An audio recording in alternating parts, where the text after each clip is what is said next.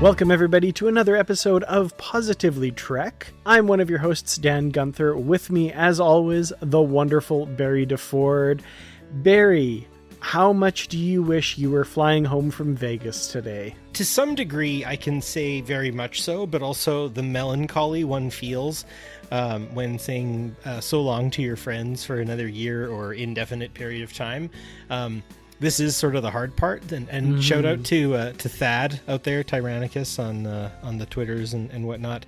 Thad, you kind of captured it well of like the, I'm heading home now kind of feel. And yeah, I feel that. But it's been wonderful getting to live vicariously through all of our STLV friends. Yeah, definitely. So as we're recording this, it's Monday, the Monday after STLV. Sadly, this year, neither Barry nor myself were able to attend, but seeing everyone's posts over social media, it looks incredible. I've been to SDLV many times and deeply regret not being able to go this year. But I'm so glad it seems everybody had a great time, especially given the kind of weird year it is with the kind of restrictions placed on the talent that are there. Yeah, it was funny, actually. I wound up with my stepson going to a hockey event, and it was held at a casino hotel in Edmonton, the River Cree. And entertainingly, I kind of wanted to mess with some of the STLV people and take a picture of me in the casino near some slots or something and be like, yo, where are you at? But I decided not to, just because it also kind of made me sad to think about that, to be like, no, actually, I'm not here. I'm so far away right now. Anyway, bye. So I decided not to. Yeah, well, it would have been definitely great to be there, of course, but we did get some news out of STLV and kind of there's some different bits of Star Trek news floating around this week, but one piece that I really wanted to focus on, and that is this first look at Star Trek Prodigy Season 2 that was revealed at STLV. Now, of course, kind of odd given that it doesn't yet have a place to be seen officially yet. I think the creators are still very hopeful for that, but we did get this quick look at basically 4 minutes out of the second season of Prodigy. So Barry, did you get a chance to get a look at this footage? I saw the stills. I haven't seen the video yet, but was it 90% sure or 99% sure? Are they like that it's going to happen? Like, really, I just see all of this as that opportunity to advertise the interest that other platforms can look at this and be like, okay, yeah, we're going to make easy money if we throw this thing on here, kind of thing. And I appreciate that. And my hope is that this also means that it's going to find its way to DVD, because I am going to purchase season 2 when it comes out, because this is ridiculous. I'm pretty fed up with the whole platform thing, to be honest with you, and will be very slowly getting my own copies of stuff as I move on in life, kind of deal. Those of you, if you've not seen this clip, maybe skip ahead to our discussion, because this is our only piece of news this week that we're talking about. Really excited to see the Doctor back. That is fantastic. Bob Picardo needs to be in Trek more often. I love it, and so that really excited me. And yeah, seeing the new Voyager, it is that kind of like a shrunken down Sovereign class to me to some degree. I do really appreciate its look. It's sleek. It's got some chonky nacelles too. Absolutely, yeah. 29 decks, which is either more decks than the Enterprise E or the same number of decks as the Enterprise E, depending on which movie you're referencing. Well, come now. But yeah, Lamar class, which is pretty cool. And apparently the Hagemans on their stage panel at STLV said that the ship design is named for inventor, scientist, and actor Hedy Lamarr. So, oh, well, there you go. That's pretty cool.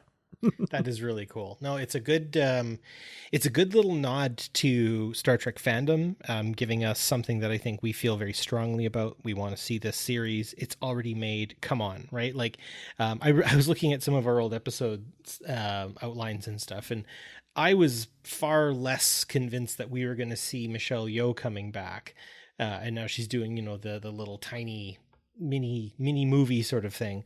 But for them to pull Prodigy, I think it's important that this gets shopped around a little bit, that there is some interest. Who do you think might take this this on? What platform do you think might do it? I feel like Amazon Prime maybe has a good shot at showing this, having, featured Star Trek before internationally. And they kind of have a bit of a history of taking some of these. Well, The Expanse. Absolutely. And not only taking it on, but creating, going to the studio and saying more, please, which, is not outside the realm of possibility for Prodigy. I mean, it may be a bit of a pipe dream, but I'm really hopeful. I would love to see many more seasons of this if possible. If somewhere like Netflix were to get it just based on past performance, I'd feel a little less secure about its future. But if we do learn that Amazon picks it up, not counting my chickens before they're hatched or anything like that, but I'd be a little bit more hopeful, I guess. I would echo that quite a bit. Mainly just, I think the whoever runs Amazon Prime specifically, they seem to allow a little more creative flow to go in many different directions and stuff like that. And anyway, I'm very hopeful seeing this come through. I was kind of watching it as it was being brought up and everything like that. And so getting our hopes up like this, it had better go somewhere, or else there's going to be some pretty angry Star Trek folk. Yeah, absolutely. So also mentioned during the Prodigy panel at STLV, they're, like you said, 99% sure that Prodigy will find a place. And it has 7 episodes left to go in post-production.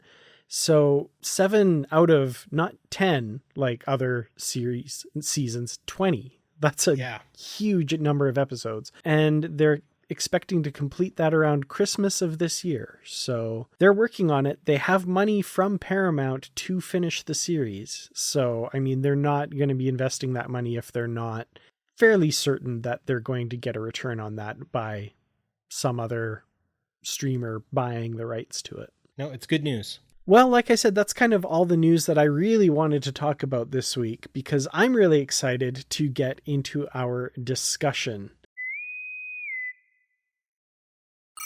Thank you so much for downloading this episode of Positively Trek. We truly do appreciate each and every one of our listeners, and I'd like to especially thank our Patreon supporters. Thank you to our Constitution class supporters, Jim Stoffel, Joyce Marin, and Paul D. Kinnear. If you'd like to become a supporter of Positively Trek and join our crew, please go to patreon.com/positivelytrek. You can get early access to episodes, exclusive content, shoutouts, associate producer credits, ad-free episodes, and more. Again, that's patreon.com/positivelytrek. Thank you all, and live long and prosper. And our discussion this week is all about what is known as diegetic music in Star Trek, and a little bit more specific than that. So those who don't know diegetic versus non-diegetic music, diegetic music is music that characters can hear and respond to on the show. And non-diegetic music is stuff like the soundtrack or the background music that we, the audience, would hear, but the characters don't. Now, of course, recently we got the amazing Subspace Rhapsody episode of Star Trek Strange New Worlds, which had me thinking about all of the previous times that music has featured in Star Trek. And like I said, specifically, characters singing or making music. And I kind of wanted to talk a bit about that this week because, this is Star Trek's first musical, but all the way from the origins in the original series, all the way up through the new series, there's lots to talk about. So I'm excited to talk about this. I'm in a musical mood. I am too. And maybe really quickly, just before we get into it, the step that Star Trek Strange New Worlds is taking by making this musical episode and stuff like that. I know it has got a lot of people excited. A couple of people are sort of meh about it, but it isn't something that's necessarily completely out of the ordinary when it comes to Star Trek.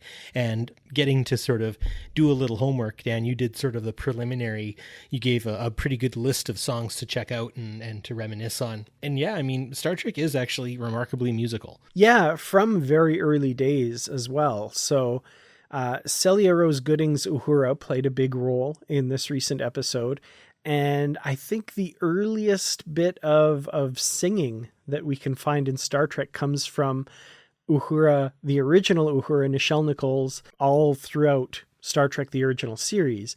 But specifically, I wanted to call out a couple of occasions that she sang.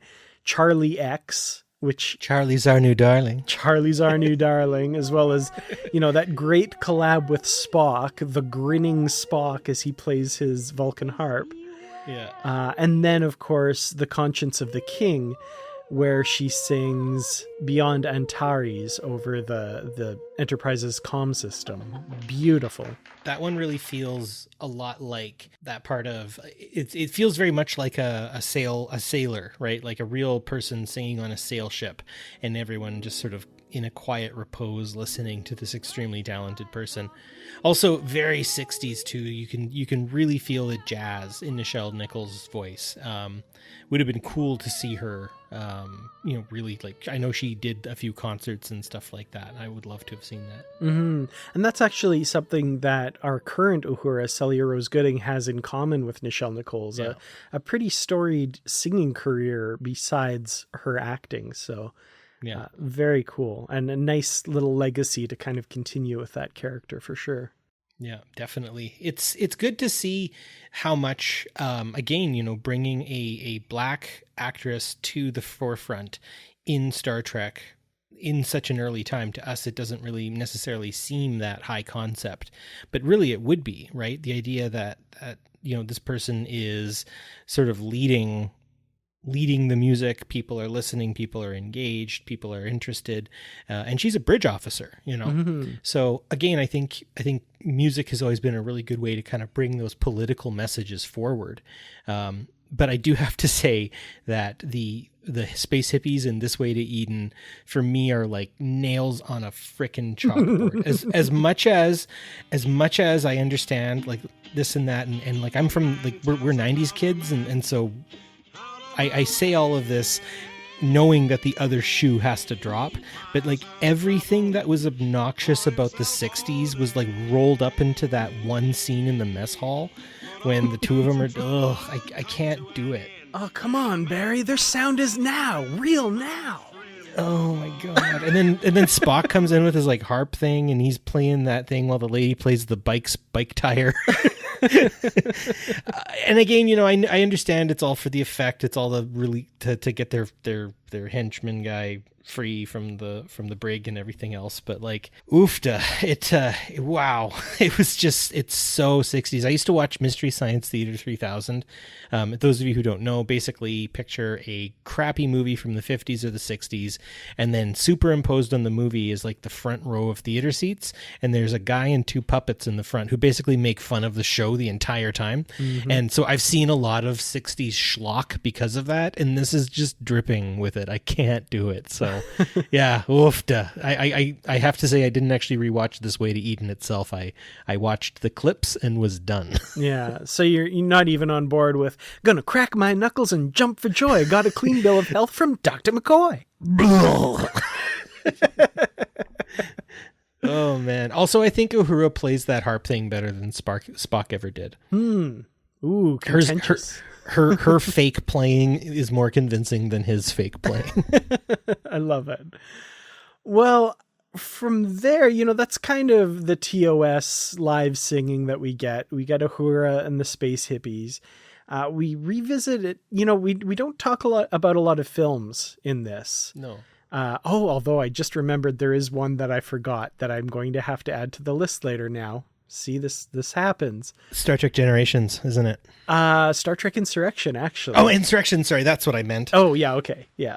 Sorry, I got Generations and Insurrection mixed up. Yes. We'll have to talk about that, but we do have to mention Star Trek V, The Final Frontier, for a couple of reasons. One, fun and good, I guess, and the other one kind of makes my list. A little cringy. Yeah, a little bit. So row, row, row, row, row, row your boat. How many times does Bill Shatner say that? He's like, row, row, row, row, row your boat. You've never Dr. heard McCoy. row, row, row, row, row your boat? Well, I'll start and you listen carefully to me and I'll begin singing and then Bones will continue. Spock.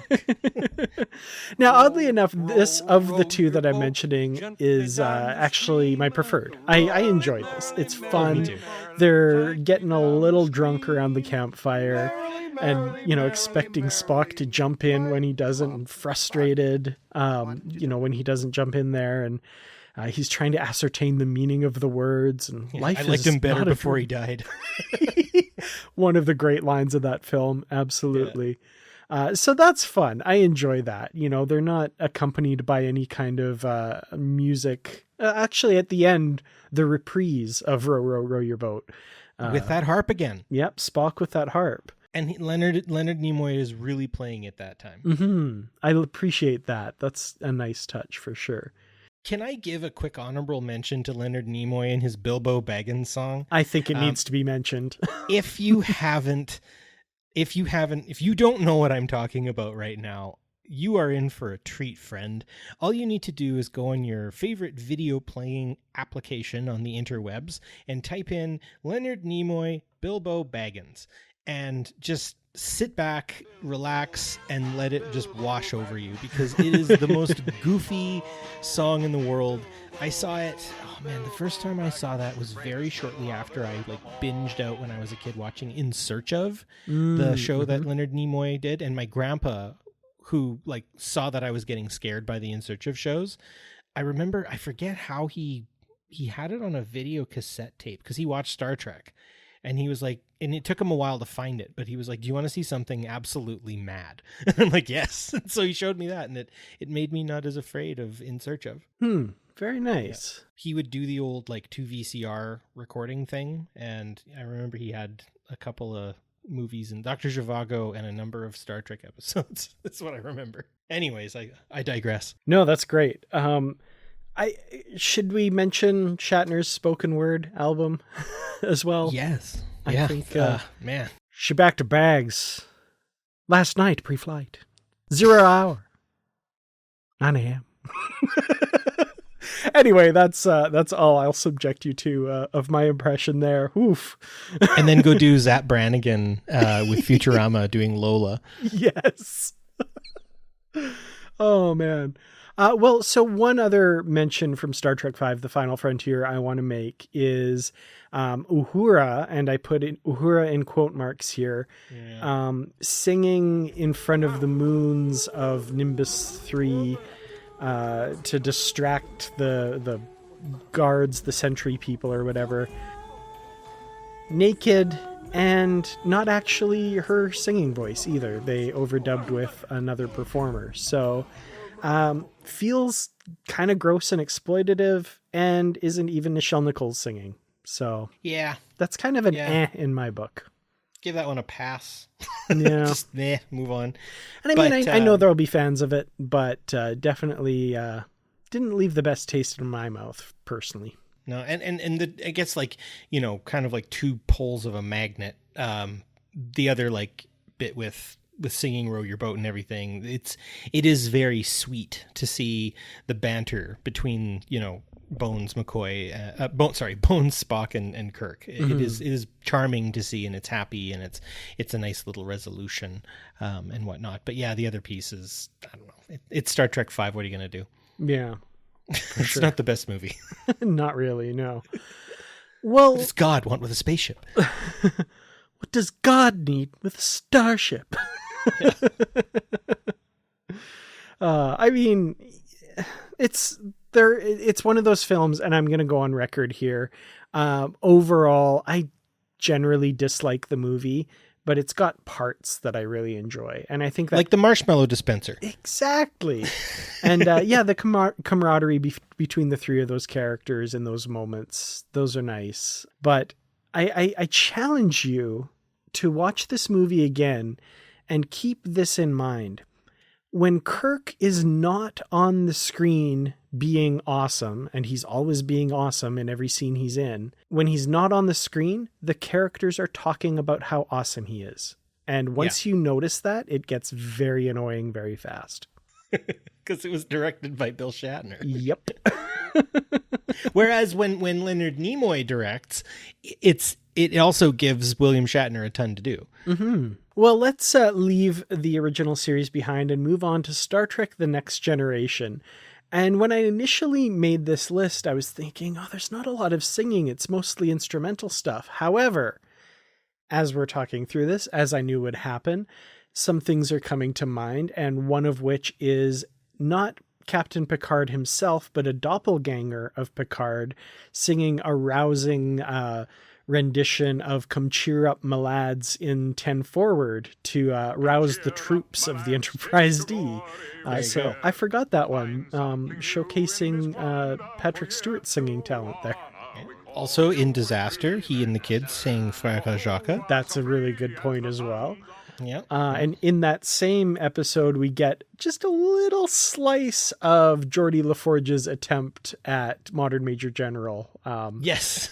A very, very small bit before he throws up his hands and says, I can't. Yeah, exactly. So one that always gets me, and one I want to maybe just take the reins on here, is Riker. I am a trombone player. I am a grade 6 Royal Conservatory rated trombone player. At least I was a long, long time ago. Wow, I did not know that. Yeah, and played on some pretty notable, mostly in my high school days, jazz bands and stuff like that. I played for a jazz band that was actually one of the better ones in the city, and I was probably the worst player on it, but it was fun. And so getting to see Riker play the trombone was always really impressive for me and meant a lot. And most of the time, his slide is in the right place. So that's good as well. I mean, producing that is difficult because I know that, sound and video don't always match when they're producing an actual episode. And so you can't really fake a trombone play really well because you could literally see where the slide is. Mm-hmm. And if, you're playing, like a B flat and your slide's like halfway out, well, no, like that's impossible. You're playing some kind of E, and I don't know what you're doing. So it's good. And I find in the one where he meets Minuet, who when I rewatched that a couple of years ago, and I actually finally settled it once and for all, I thought that was a very young Kate Mulgrew who was playing as Minuet, but it was Carolyn McCormick. Mm-hmm. Indeed. But just at certain angles, I was like, is that Kate Mulgrew? And I'm like, no, it isn't. But boy, it was for a minute there. I kind of lost. And boy, those two, the chemistry between Jonathan Frakes and Carolyn McCormick in that scene is almost as smoldery and hot as Nana Visitor and Renee Auberjonois. But we'll get there later. Oh yes, we will indeed. Yeah, Riker's jazz trombone introduced way back in season 1 and was a hallmark of his character all the way 15. Through. Yeah. Yeah. And Minuet came back a few times too. Indeed, yes, absolutely. Future Imperfect was... and it works... Sorry, I'm interrupting you, Dan. Listener, you can't see this, but Dan is wearing a shirt right now that says what happens in the holodeck stays in the holodeck, and Minuet is a perfect example of that. Absolutely. And I am wearing this shirt in honor of STLV because I could not be there. So absolutely. But a lot of TNG was very much known as featuring classical music a lot. And basically Riker's jazz trombone was about as contemporary as they tended to get, between sea shanties, Gilbert and Sullivan, and classical music. That was about it. So we got many a concert on the Enterprise D. We saw, I think it was O'Brien playing cello in a concert, which they tied into in Deep Space Nine. I think he mentioned his father wanted him to be a cello player professionally. Yes. I think, if I'm remembering correctly. And of course, Data and his violin we see quite a bit as well, both as his Holmesian character and as himself. So absolutely. I think the episode Sarek is probably one of the best features of that, where they put on a concert for the Vulcan ambassador who is visiting the Enterprise. It's quite moving too. I really enjoyed it. Mm-hmm. The renditions that they would have, there was always something a little bit more kind of comfortable and amateur that I appreciated about TNG's display of music. Like, when Data gets together, it's him like a couple of dudes, or same thing with Riker wearing his like iridescent house coat playing trombone and stuff like that. I guess it's more of like a smoking jacket, but he ain't wearing pants usually. And there's Troy off to the side going, Nightbird! Yeah. Nightbird! Oh, Lordy. So great stuff there. Again, though, moving into the non-singing side of things, we also get another member of the crew who takes up an instrument later in this series, and that would be Picard and the Resican flute that he obtained from the probe from the planet Catan. So the inner light, of course, being the introduction of that. But we also see him playing it in the episode Lessons with his paramour in that episode, Commander Nella Darren. And one of my favorite bits in the episode A Fistful of Datas, where he's playing classical music and keeping time with it with his flute and recording the results, I guess, for later playback, which I think is kind of cool. There's something about the sort of sentimentality that flute has with Jean-Luc Picard. And if I was to use a sort of some kind of icon to display or to take the place of Picard instead of his face, it would be a flute, I think, in a lot of ways. I think Picard was really incredibly moved by that entire life he lived in that simulation. And I think you can't simply walk away from it. I truly believe he mourns on and off. And I mean, you see it in Lessons, especially when he's in that Jeffries tube playing it, I believe. Mm-hmm. You really feel it. And I think that's important, and it's something that's always been important to me. I remember at STLV they had kind of like a Picard thing, the one year, the Picard display, and I believe the flute was there, or at least a replica of it was. And yeah, it's always been something that stood out to me, and it's something that I really do think is such a huge piece. And I know a lot of member berries showed up in Picard, but I was really glad the flute got its due. Yeah, for sure. There's a deleted scene from Star Trek Nemesis, and it's one of the scenes that I feel like got cut because the director didn't understand Star Trek. But it's a wonderful scene where Picard and Data are in his quarters talking about moving on, different phases of life and death. Very much, of course, foreshadowing the end of that film. But as they start talking about these themes, Data is looking around Picard's quarters and in a close-up shot picks up Picard's flute and looks at it and puts it back down. And I remember watching this with a friend who very much didn't like that because he's like, oh, it's just member berries. Like, oh, look at this. But if you really watch that scene, and those of you who have the DVD or the Blu-ray of Nemesis, find the deleted scenes and this particular one, I think it very much resonates with that theme of life and death and paths, taking different paths and that sort of thing. I think it really works in that scene. And I think that was one of the times that I don't know if that movement was in the script that was written, but if it was, like, that makes perfect sense. The writer really made a good connection there, I think. I find musical instruments have a lot of sentimental value to me as well. I bought a bass when I was in high school. I saved all my money up and I went and bought it, and I still own it, and I still play it from time to time, and it really does feel good to go back to it. And when I pick it up, I think of 14-year-old me playing that exact same bass. I guess no, I would have been older, 15, 16, probably. Whatever. It's been so long. But it does. It connects me to my past. It connects me to my life experiences, to the people who I've shared music with that bass. So yeah, no, I don't think it's simply a member berry. I do think it's actually a fundamental component of what makes Jean-Luc Picard Jean-Luc Picard. Mm-hmm. I'm such a nerd because I pictured you touching the bass and Picard saying, physical touch can connect us to the past in ways from First Contact, right? Touching the Phoenix. Exactly. Exactly. Nerds. We're all a bunch of nerds. I love it. 100%. Speaking of nerds. Yeah, I want you to talk to this because I had forgotten this and you brought this up. Just go. Yeah. The biggest Klingon nerd is, of course, Worf. And I absolutely love is that Unification? Yes, Unification Part 2, I believe. Unification Part 2. When he is in that seedy bar and that lady is playing the Klingon opera and he hears her playing Melota, and he turns and he just like grits his teeth and he's like, Melota.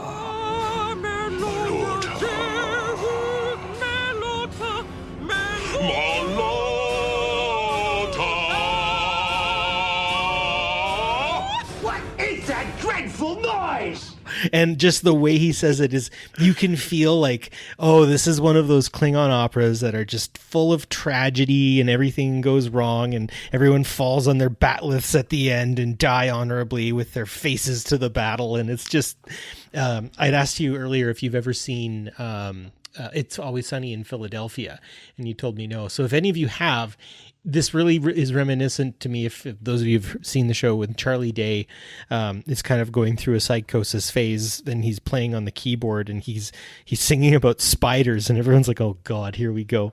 And it's a similar kind of feeling of like, it's when you see another nerd, right? It's when you hear something very nerdy at a table across the restaurant, you have to like get up and be like, I know what you're talking about. So yeah, the Melota scene. And for me, there are points in time when like a really good song for me that is like a total guilty pleasure, I will often go Melota. Like if there's, so, you know, if Semi-Charmed Life comes on by Third Eye Blind, I'm like Melota. Just for whatever reason, I love that song and I'll sing the whole thing. That's so great. Anyway, yes, it's a guilty pleasure to watch that part of the episode because I love how much Worf just absolutely nerds out. Oh, that's awesome. And he really gets into it. It's so much fun to watch. Going back and watching some of these has been just a true pleasure for sure.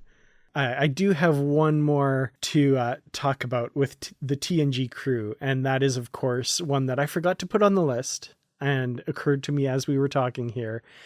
We got, like I said, Geordi with his little snippet of Modern Major General. Modern Major General, thank you. But we get another song from Pirates of Penzance. Is it Pirates of Penzance, or it's at Gilbert and Sullivan anyway? It's a Gilbert and Sullivan, yeah. A British tar, of course, in Star Trek Insurrection. Sing, Wolf, sing. No. But he gets into it eventually. And he does. We end up with that trio of Picard, Worf, and Data singing back and forth as, you know, a way to get into his base programming, I guess. So, yeah, that's fun. I don't mind Insurrection. I enjoy it. I think it's a fun romp. There's some things in it thematically that I'm kind of like, in my later years, annoy me a little bit. Why are the Baku all white and they're able to help them, but the natives from Dorvan 5 and Journey's End with the same situation, they aren't able to help? Anyway, putting all of that aside, I love that whole sequence. That is so much fun. That shuttle chase and a British tar singing. I will note, however, it takes 2 button presses on the main console of the shuttlecraft for Picard to bring up that song with the bouncy ball sing-along. How is that 2 button presses from the main screen? Artificial intelligence, that's all I'm going to say. Actually, now that kind of makes sense. I'm the more okay with that. The computer knew that Picard needed to do something. It knew that Picard would pick something like that. Yeah, that's what I'm going to say. All right. Even though right now, everybody, I got to say, I also like Insurrection. It's fine. The graphics suck. The special effects suck. But it's a really good episode of Star Trek. It's an episode of Star Trek that somehow fell outside of the season 7 and wound up on the big screen. Yeah, absolutely. It would be it's right alongside Gambit as a good season 7 2-parter, I'd say. Oh yeah, absolutely. Would have been a great 2-parter. But anyway, we got it as a movie. I don't know. Yeah, whatever. So yeah, now we'll definitely move along home to Deep Space Nine. I didn't even intend that when it started saying it, but beautiful. DS9 is very musical, and yes, surprisingly so, I'd say. I would say, and it gets more so at the end. And I do really feel in a lot of ways, especially when we start really digging into all of that crooner stuff around the Dominion War, it really was just 100% the writers' guilty pleasures being brought to the fore, and everyone and it just landing. Like, it really could have not landed, right? Like, I really think about when people think of Star Trek, and I hate to do this, and this isn't actually true, but like, I can gauge a Star Trek fan by how well they know their crooners. Does that make sense?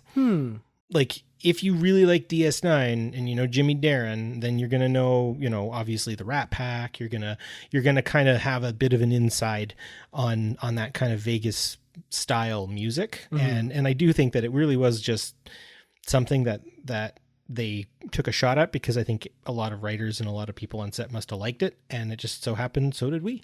Yeah. That makes sense for sure. I've heard this story, and I meant to look this up again to make sure that I got it right. And so I, take this with a grain of salt here.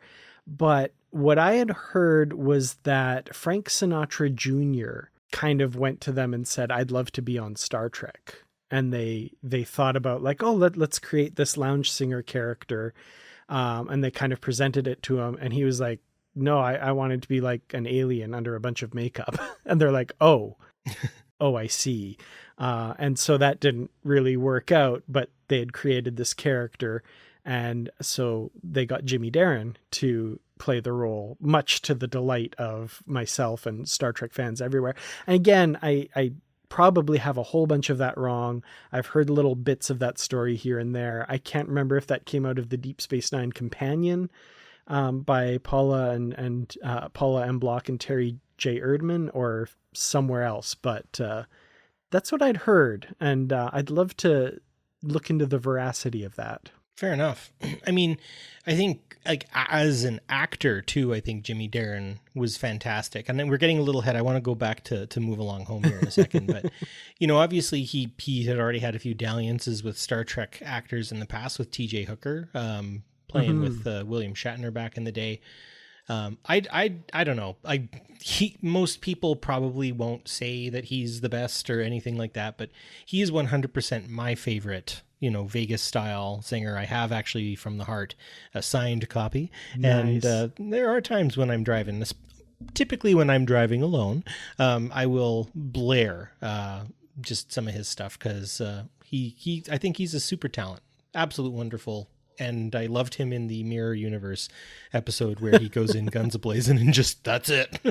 I love how little explanation they give that. They just have everybody go like, what? And then move on. Yeah, everyone just sort of blinks and moves on. Speaking of probably what I did the first time I watched it was blink and move on. Move Along Home.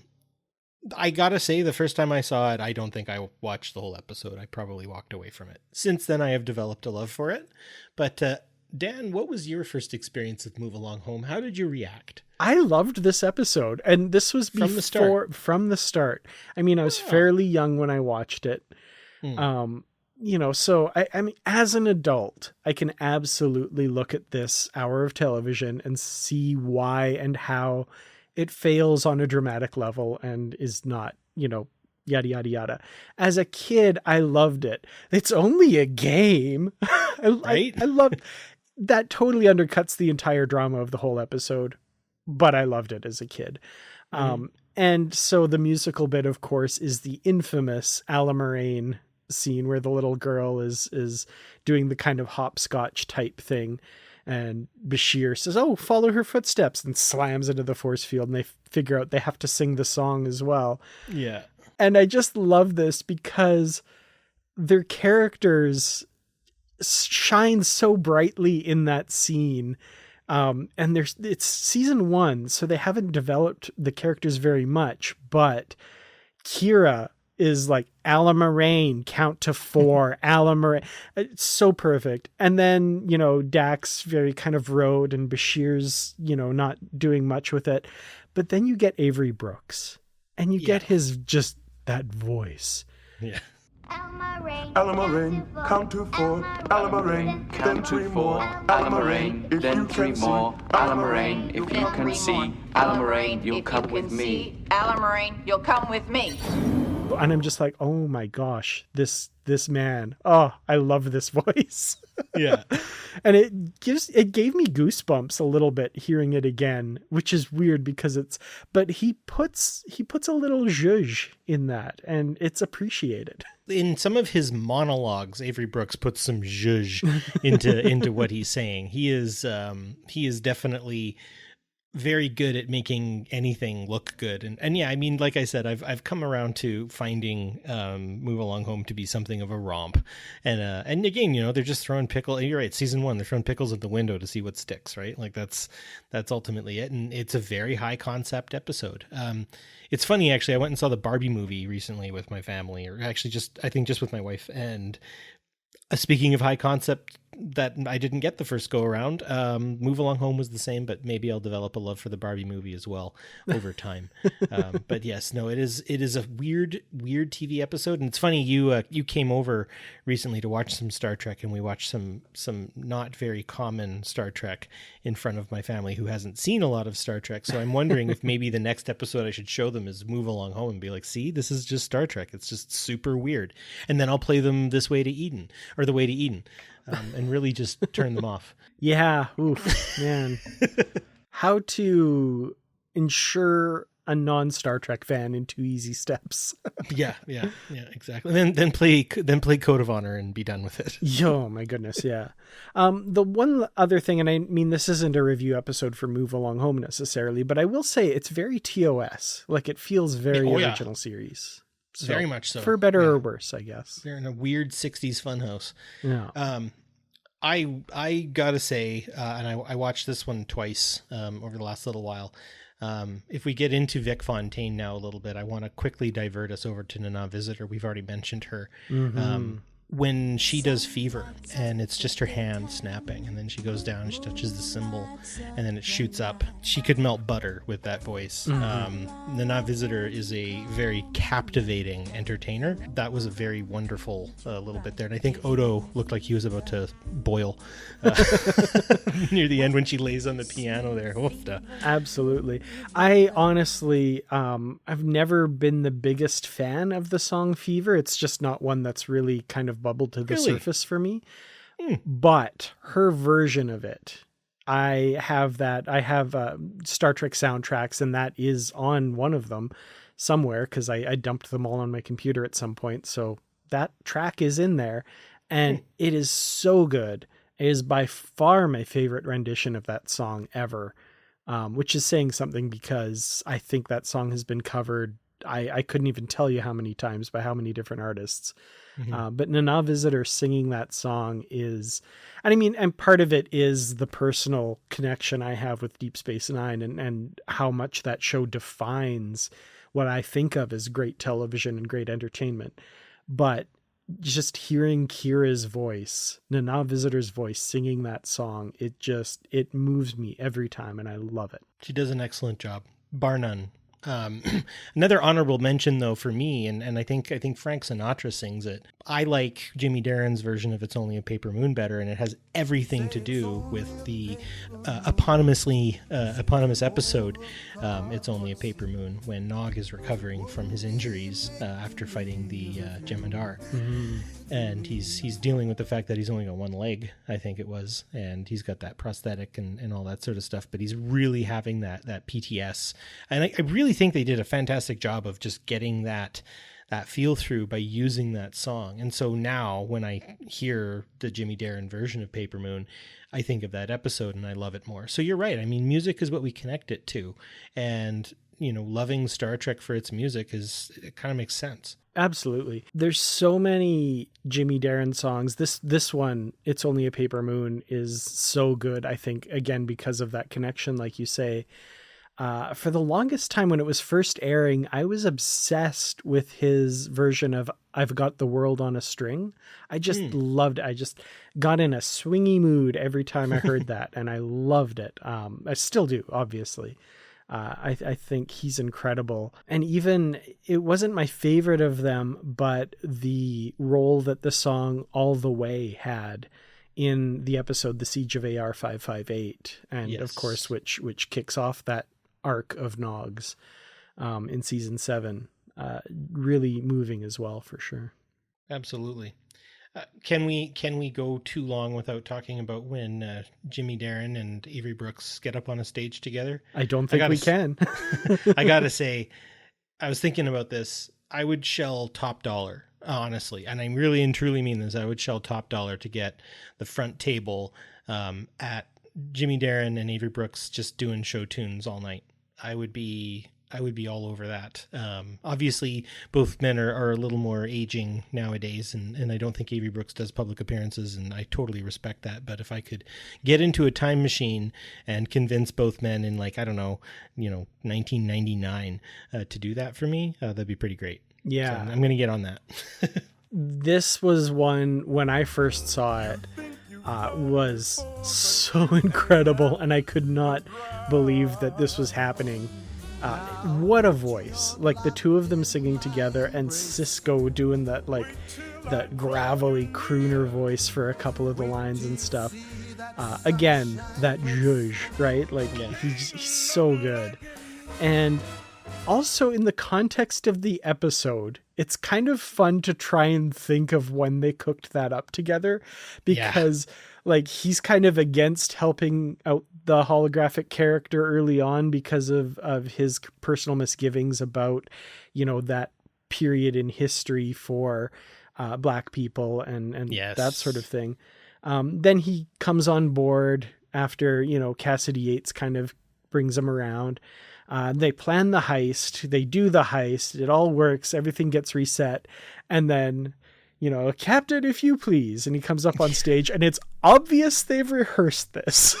Yeah, because they're playing off each other. I love it. And that's it, right? And I think obviously Cisco brings up an extremely good point. I mean, I would counterpoint as well to say that, what are we celebrating by going into the holodeck here? We're celebrating Black musicians, right? Obviously some of the best jazz singers and musicians were Black.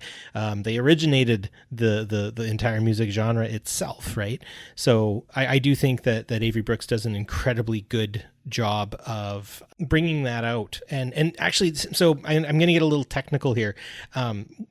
Even in the beats and stuff, the way he's playing the old style jazz, the best is yet to come. He's just catching the ends of the notes. He's pausing as long as he possibly can before going into the next bit. And there's even a point where he does it quite a bit, and it the camera cuts to Cassidy, and she gives a chuckle of oh, I know what you're doing, right? Because he's just so comfortable in it, he can just sing it that way. And that's always been sort of the secret to jazz, is you wanna catch it right at the end of that note there, really to ham it up. And they often say oh, it's the notes not being played. It's also the notes that you take a long time to get to playing.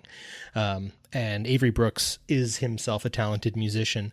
I can't not bring this up, is when Bill Shatner did that lovely self-serving piece, Captains, and he went and saw the other captains from Bacula to Mulgrew. And Avery Brooks, you can tell, is 100% not having the interview. He is not interested.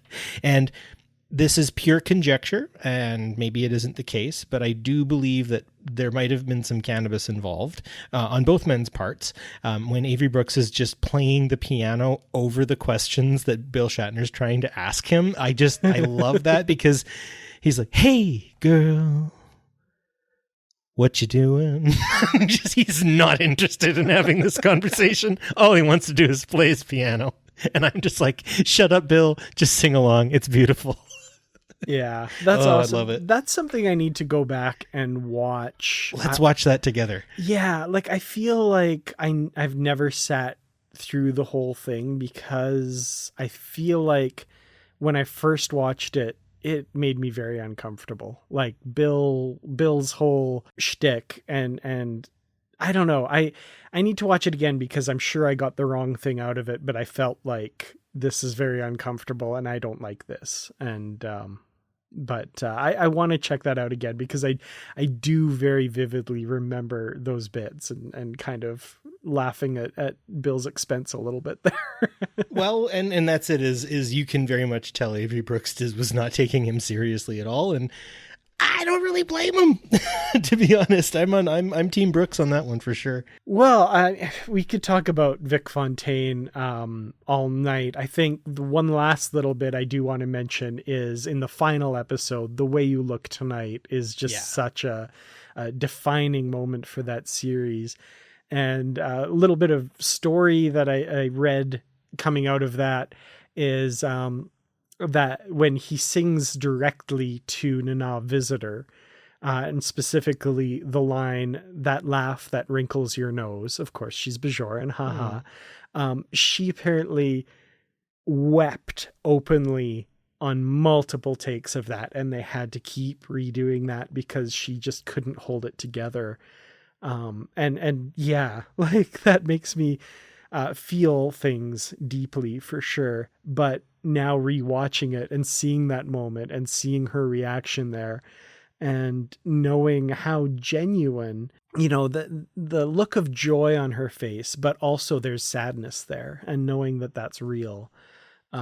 It's very moving and an incredible moment. You said it better than I could have ever. That's exactly it. Oddly enough, we still have more to talk about with regards to Deep Space Nine, because there's one that maybe slips under a few people's radar. But when I first watched this, when I was younger and DS9 was first airing, I loved this moment so much. It's the season 7 episode Chrysalis. The second episode featuring the so-called Jack Pack, right? The genetically engineered misfits that Bashir kind of shepherded along a little bit. And the one character who was in a catatonic state and was being brought out of her shell. And she has, a bit of a speech disorder because she hasn't spoken for decades, presumably. And in order to kind of rectify that, they all sing this do-re-mi medley and keep changing it up. And because they're, genetically engineered savants, they're brilliant at it. And by the end, it's this only using do, re, mi, fa, sol, la, ti, do, this incredible piece of music, which I just love. And the joy on her face as she's singing, and it's just a beautiful moment. It's a problematic episode, but a beautiful moment. You're right. The moment itself, the episode could have changed. Yeah. Anyway, I think the amount of creativity that went into building that as well. I mean, for a weekly episodic television series, it's amazing how much talent just sort of happens, and then it's on to the next episode. Whoever put that together and arranged it, and then the actors being able to follow that through. There's some serious talent there, and it is something that, you're right, does kind of fly under the radar a little bit.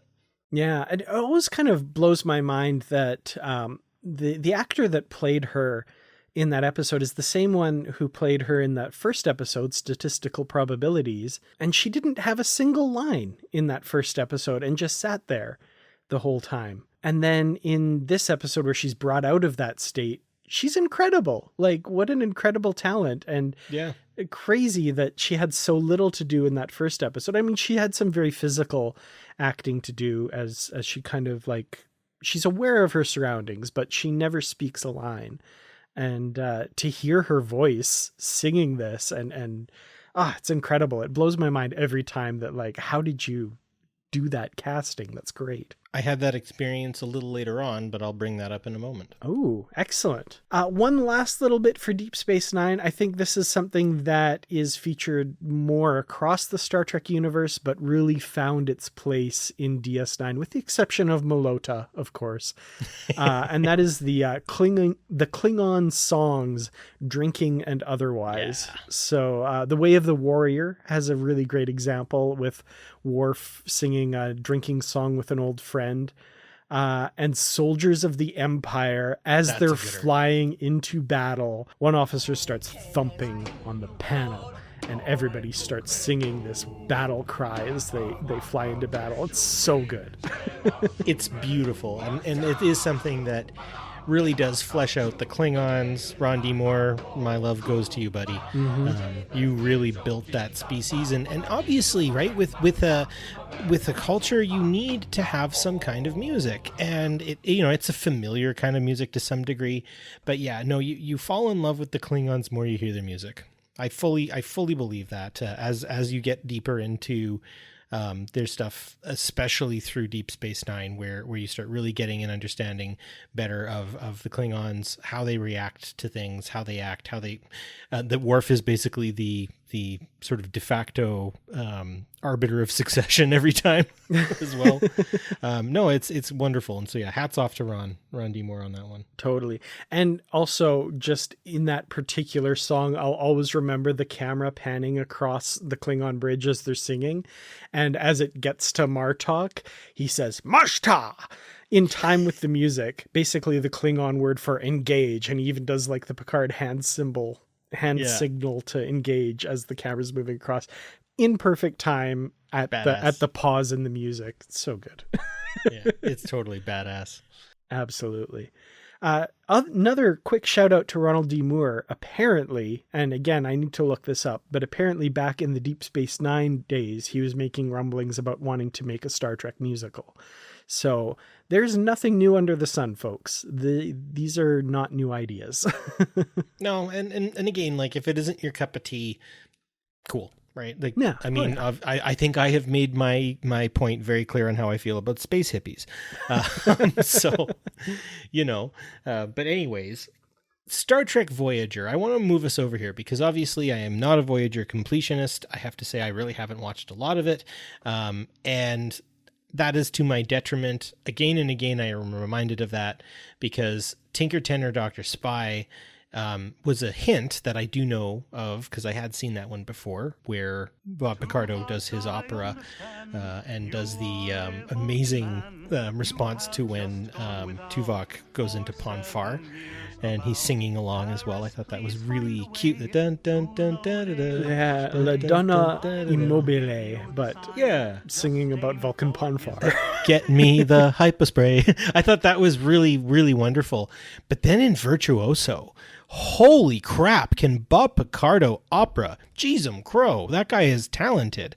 And then obviously like when he was going into the alien opera music, it was very much like it sounded like he was just warming up. But the original bit there, my goodness, he is very talented. I was not expecting that. And had I have known that when I met him in the elevator at STLV, I would have mentioned that. I would have been like, you're actually like amazing at opera, dude. But I didn't get that chance. So I'll have to get that again another time. Yeah, for sure. I don't know how many of our listeners, probably more than a few, are listeners to Garrett Wang and Robert Duncan McNeil's podcast, The Delta Flyers. And Garrett Wang, Ensign Harry Kim, does a pretty good impression of Bob Picardo. Yes. And he recalls that this was kind of originally Bob Picardo's idea to have, it's like, hey, excuse me, Brandon, I think it would be interesting to have the Doctor sing opera. Of course. That's my impression of Garrett Wang's impression of Bob Picardo. Thank you. Thank you very much. I love it. So, according to him anyway, that was his idea. And it was a good idea. Great idea. I love what it did for the character of the Doctor. Virtuoso, not my favorite episode. The Doctor kind of comes across as pretty in that episode, which was the point, but incredible talent for sure. Holy cow. Yeah. I have a bit of a soft spot for opera myself. I'm not trying to sound, I don't know, snobby or anything, but I was, because I went to a performing and visual arts school, I kind of had a bit of exposure early, but in my 20s, there was a traveling opera, Faust et Hélène. And, it's a story about making a deal with the devil, and that obviously doesn't go very well. And like the last line of Faust et Hélène is all is lost. I burst to my feet and started clapping at the end of it. It was so moving because you could read along as they were, saying what they were saying in Italian or French or something. But boy, I do have to say, like, I got a little bit of that back when I heard Bob Picardo sing. I was like, wow, he is very talented. And if you do like opera, I mean, he's not like he's not a professional, but he's definitely like very talented for someone of like just a person who can act, right? Like he's not an opera singer specifically, but wow, he's very talented. Mm-hmm. I was impressed. Yeah, I can't get over it. Absolutely. And I mean, anything from opera with that incredible range to his rendition of That Old Black Magic with Harry Kim and the Kim Tones. Right? Well, and see, and then it switches over, right? Like he does a real good, just sort of, I don't know what genre. This is kind of jazz, I guess, right? Yeah. Now, does Garrett Wang actually play the saxophone and the clarinet? Apparently not. I was looking Really? on a website, and there was a musician who was analyzing it, I guess, and saying that whoever coached him on his fingering is very, very good. So they do a good job, apparently. Okay, because that's where I was like, because I don't know a lot. I kind of know the fingering for a clarinet, and I think that's pretty similar for a saxophone. And as far as I could see, he was relatively on point. Everything was to the point, and lower notes, obviously had more fingers down, and higher notes had more fingers up. And so I was like, okay, I think he might actually be doing this. But yeah, if an actual professional's looked at this and have been like, nah, that's unfortunate. But Garrett, you had me fooled. Good job, buddy.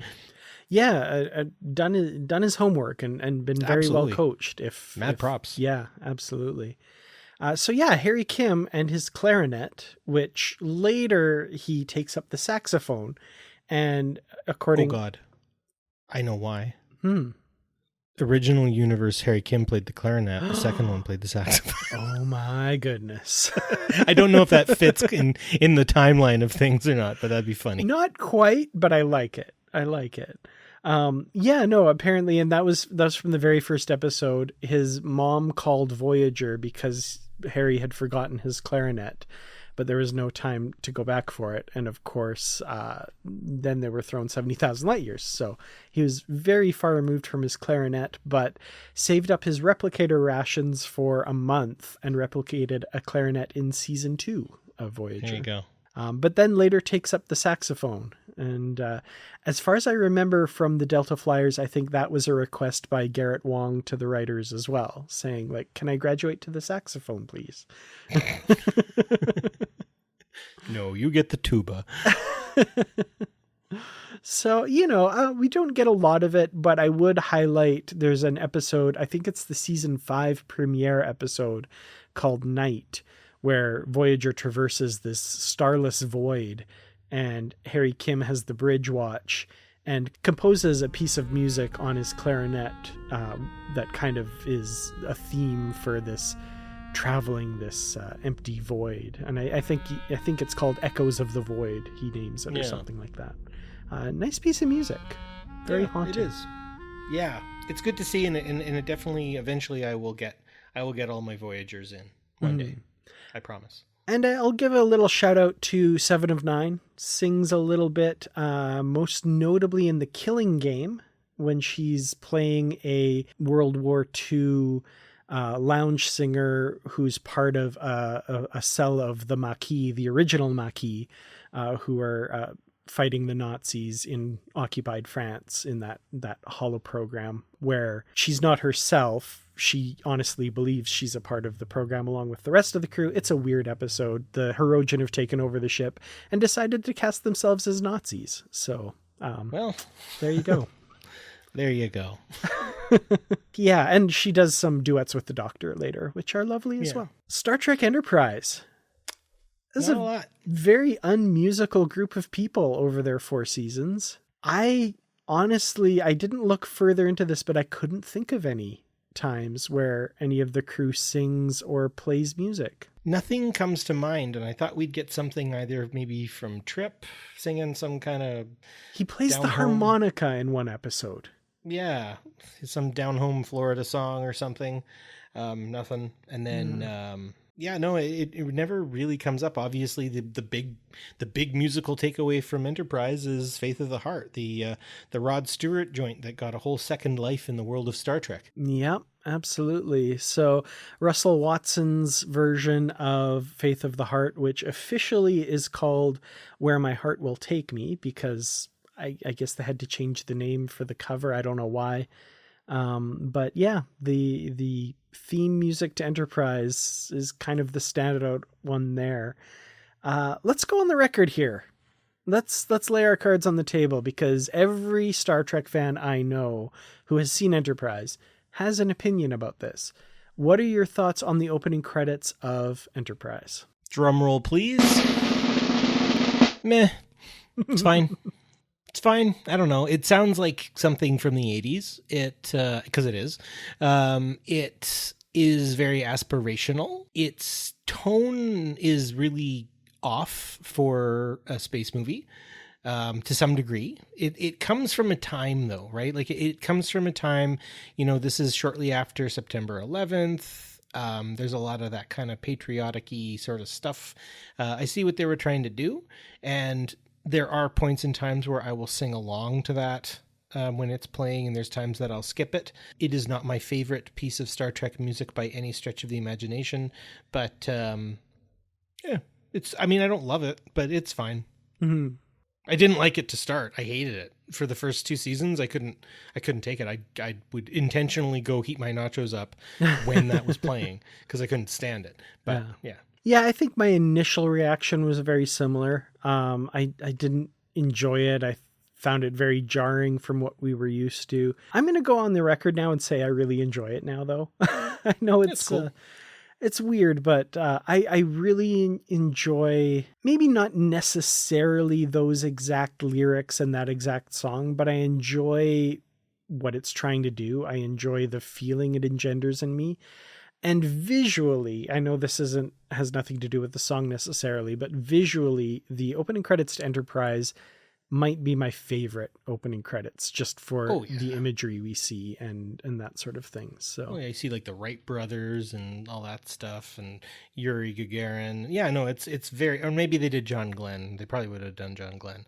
Anyway, it's great to see that. And just for reference, Yuri Gagarin was the first man in space. John Glenn was the first American in space. Mm-hmm. And I can't remember who they show, but they show one of the two gentlemen, and mad respect to both of them for going to space.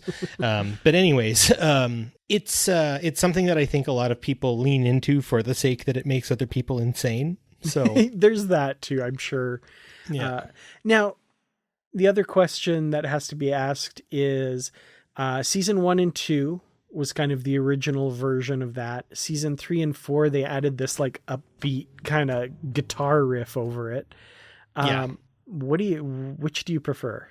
Give me the original. The other version is trying to put lipstick on an orangutan. Just don't. Here. It was fine the way it was. You know what actually I really liked was the In a Mirror Darkly. Yeah. The Through a Mirror Darkly music. The dun dun dun dun dun dun dun. Like it's very like intense. I thought that was pretty great. That was good, yeah. Yeah, the season 3-4 added acoustic guitar over top of it is so weird, especially since like season 3, we're going into this Delphic expanse, this dangerous area of space where we're going to seek out this person who intends this group that intends to destroy the Earth, and dun, dun, dun, dun, like the credits come on and they're like all of a sudden 10 times happier, and you're like, what is going on? Yeah. Whereas something like the Deep Space Nine theme, though also following like a season-long episodic arc, if it was a happier episode or a less happy episode or, Far Beyond the Stars even, that music works with every single version of it. It has enough. Whereas I find Faith of the Heart is very tonally specific, I think is maybe kind of what you're getting at, is that there's this like tone of a song and then suddenly it shifts, which I think is difficult. And I think, with the new Star Trek episode coming out that's a musical, finding the reasons to sing, I think is always really important too. And no one asked for Faith of the Heart, but it's ours now and we're happy with it, I guess. That's a good point about the theme song. Like Deep Space Nine's is like equally perennial. It's haunting, but it's also triumphant, but it's also contemplative, like depending on which part you're kind of focusing on. It's very versatile. That's a good point. I gotta say though, my absolute favorite Star Trek music is Voyager, and it's that part that do do do do do do do do do do do do do. That part, very Gustav Holst kind of Planet Suite feel to it. I do have to say that like the Voyager theme music for me is easily my favorite. I like that. Yeah, that trumpet, so good. I think Strange New Worlds is rapidly climbing the ranks for me. Lower Decks for me, actually, as I like well. That, yeah. Yeah, Strange New Worlds, it's got that the TOS theme, but then its own theme kind of in the middle, and then comes back to the TOS, and its own theme in the middle. I love that little bit because it's, I don't know, it's good. But yeah, Lower Decks is so reminiscent of a bunch of different ones too, kind of melded together. I love that. That ba ba ba ba ba ba ba ba ba ba. Oh, good stuff. Anyways, getting me into it. Actually, another piece of music, and I know they couldn't. We're leaving the world, but the Klingon theme from the motion picture will always be a favorite as well. Yeah, but we're leaving the world of it. We need to finish off. Let's get back to the diegetic music. Yeah. Yes, like a drill to the head. Yeah. So Star Trek Discovery. Nice segue there. I love that. Not a ton of singing in Star Trek Discovery. The one that it really comes to mind from an episode, the season 2 episode, An Obol for Charon, Tilly singing Space Oddity with Stamets just before she gets a drill to the skull. Yeah, she even kind of whimpers right before, and it's like, oh, yeah. Tell my wife I love her very much, you know. The other little bit, and so first of all, the fact that it's a David Bowie song, I just think that's so cool that David Bowie's in Star Trek now. That's awesome. But the other thing I'll mention with them is they're a very musical cast, which is funny. They didn't do more of that kind of thing. Who knows? Maybe there'll be a big, huge number in season 5. I don't know. But there was what's the James Corden's thing? Is it the carpool karaoke? They all got together and did that. So not on the show, but a little special shout out to some of the talent there, singing some of those. And I mean, come on. Anthony Rapp was in Rent. Like, come on. I was going to say, and as a bit of a nod to Mr. Rapp, the Discovery crew, it feels very much like the cast of Rent in space to me in some weird way. They did seem like a really good ensemble of people who were friends. And that's why I think that you can get away with a scene where you drill a hole in your crewmate's head and make it look believable. Mm-hmm. But yeah, David Bowie in Star Trek, I think he would have approved. Yeah. Well, Star Trek Lower Decks, Boimler takes up the violin and, plays songs that he composes, such as Requiem for a Hug. And Mariner and Tendi blast him off the stage with their rock band in the episode Temporal Edict. and the fingers are in the right place for those guitar chords too, which is pretty cool. Yeah. Very nice. Yeah. So the other thing I wanted to mention about Lower Decks, and I might have mentioned this elsewhere, but the Lower Decks crossover with Strange New Worlds happens 2 episodes before the big musical episode. Do you ever think that Mariner and Boimler, when they're back in their own time, look up the star date and are just like, oh, we missed that by 2 weeks? Damn it! It's true. You're absolutely right. Oh, that is brilliant. No, yeah, I would be kicking myself. My hope is also that this gets picked up a little bit by Lower Decks with that weird bird episode. They're very capable of doing some seriously high concept crap. And so I'm excited for that. But like, I often think very much of, I used to watch a lot of Macross as a kid. For those of you who don't know, it was also called Robotech. It was a Japanese animated TV show from the late 80s, early 90s, and there was a lot of music involved in it. There was usually a Japanese singer lady sort of singing some, really meaningful ballad over the explosions and destruction of giant space fighter plane mechs shooting each other and guys being like, "Nanikura," and then blowing up, and you just see like those like explosions and laser beams everywhere. I really hope they pick that up a little bit. There's actually an animated feature Star Trek, I think, called TIE Fighter, and it's done in sort of an anime style, and they definitely like, there's some like very sort of cascading piano music while all these ships are exploding around the visuals and stuff. So I think there's room for that in Star Trek to kind of maybe do a little nod to the Japanese space battle music. I'm hopeful that's the case. And those of you who do know what I'm talking about, yes, I'm probably going to watch some Macross here in the next couple of days just to get that out of my system. Nice. Min-May and whatnot. Well, from there, I mean, I guess not much more with Lower Decks to talk about. I will say in Star Trek Picard, we learn that Worf has become a fan of Berlioz and listens to the same operas that Picard did in First Contact. And we got a little bit of Uhura's singing by Celia Rose Gooding in season 1 in the episode Children of the Comet. It's kind of a little prelude to showcasing her talents in the recent Subspace Rhapsody. So, as Cisco would say, the best is yet to come, folks. I think so. Prodigy. We got Murph. We got Murph Yes. lip syncing on stage in the holodeck. Yes. That was the only one that I could think of for Prodigy. But Yeah, what he's a not moment! actually singing. Yeah, that was brilliant. Charming.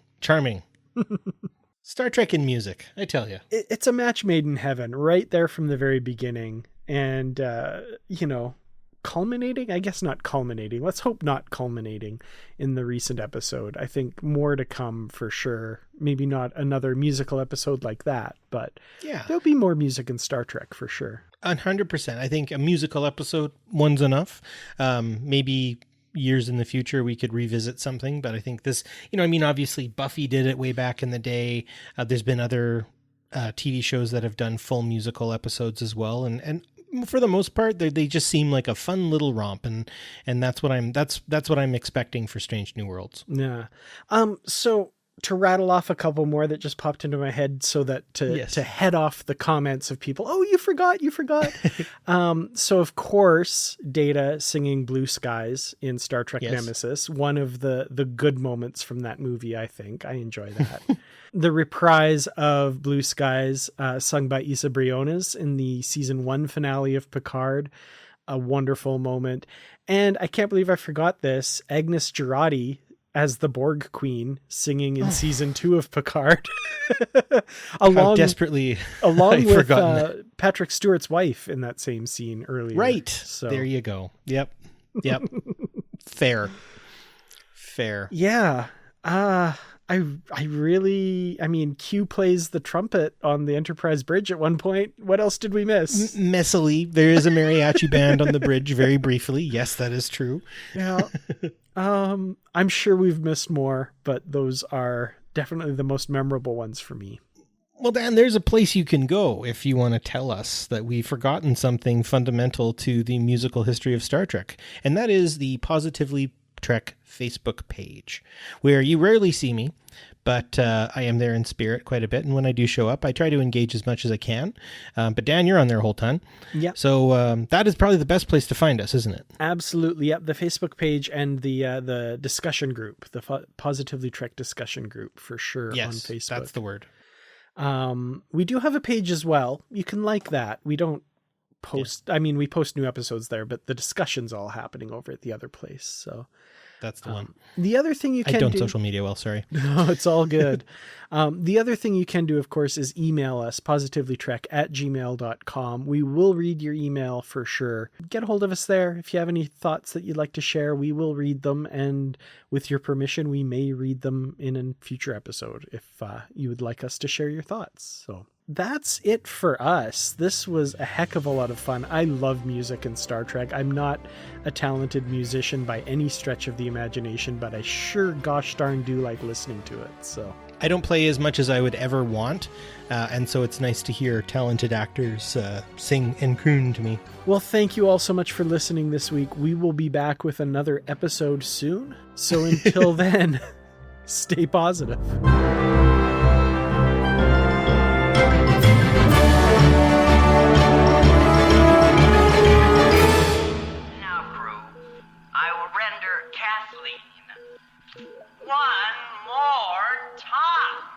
Please, not again.